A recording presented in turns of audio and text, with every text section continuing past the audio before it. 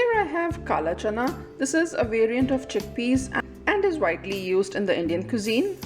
If we remove the skin of these chanas and split into two, then we get the Bengal split gram. I soaked 1 cup of kaala chana and 1.5 tablespoons of split Bengal gram in 3 cups of water for 10 hours. And here I have the soaked chanas. I could show you a chana. The skin is partially removed in this one. If I take off the peel and split into two, I get the Bengal split gram. I'll drain these and discard the water. To make the masala or the tadka, I'll use 1 tablespoon of ginger garlic paste, 3/4 cup of chopped onions, 3/4 cup chopped tomatoes, oil, desi ghee.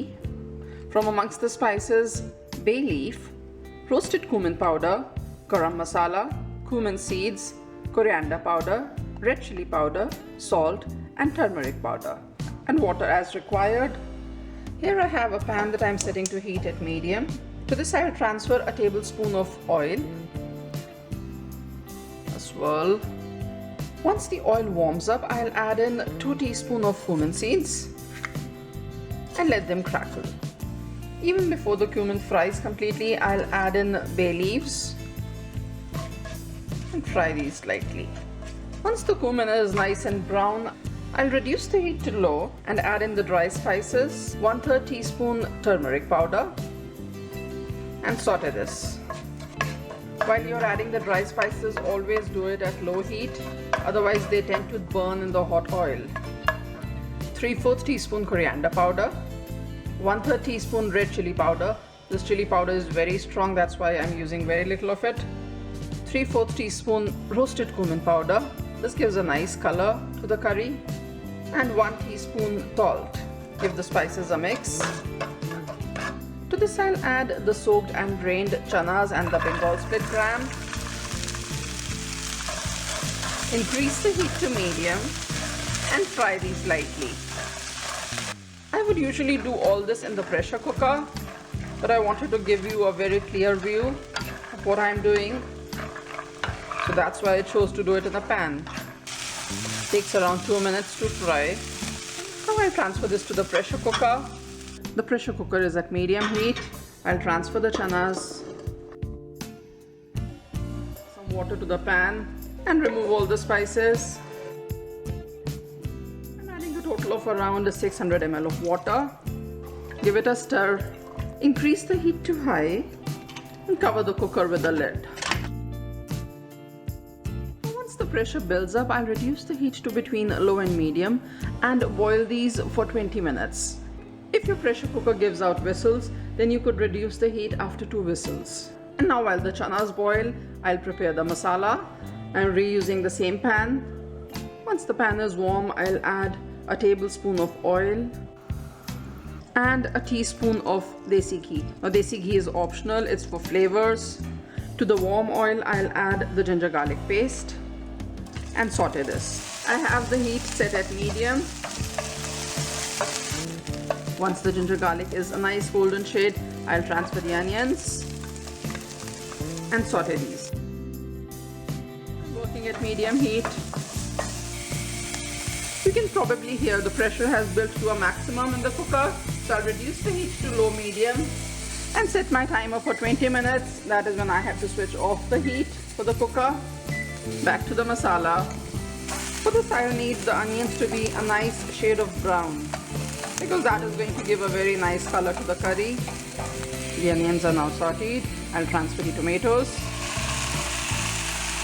and saute these as well.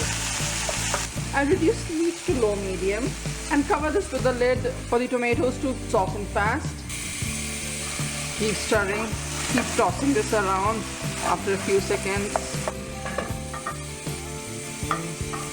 The tomatoes seem to be done now. The tomatoes are now soft, and add a tablespoon of water to this.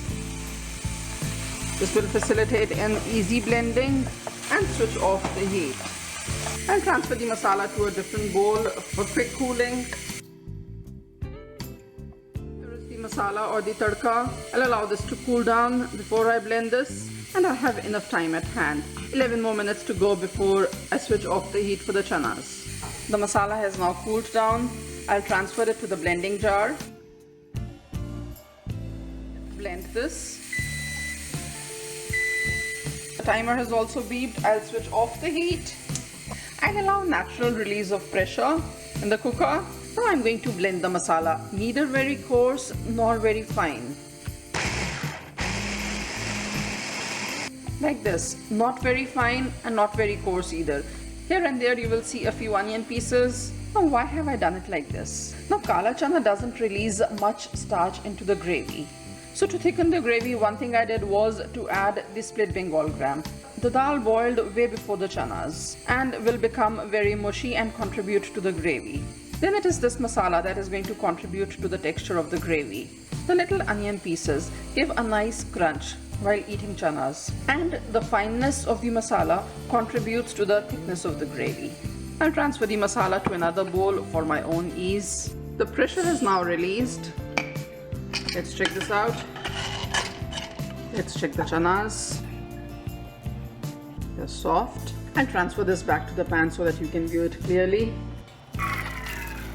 As you may be able to see, even before adding the masala, the gravy is pretty dense. This is because of having added the split Bengal gram.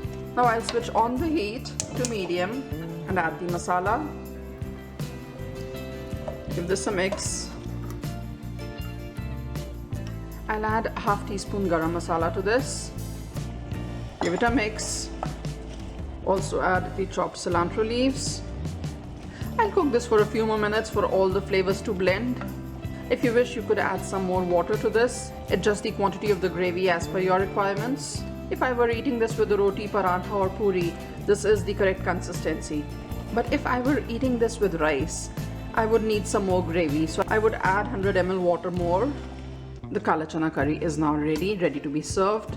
I'll switch off the heat. Remember to remove the bay leaves before serving. Thanks for watching this video. See you again with a new recipe very soon. Till then, bye.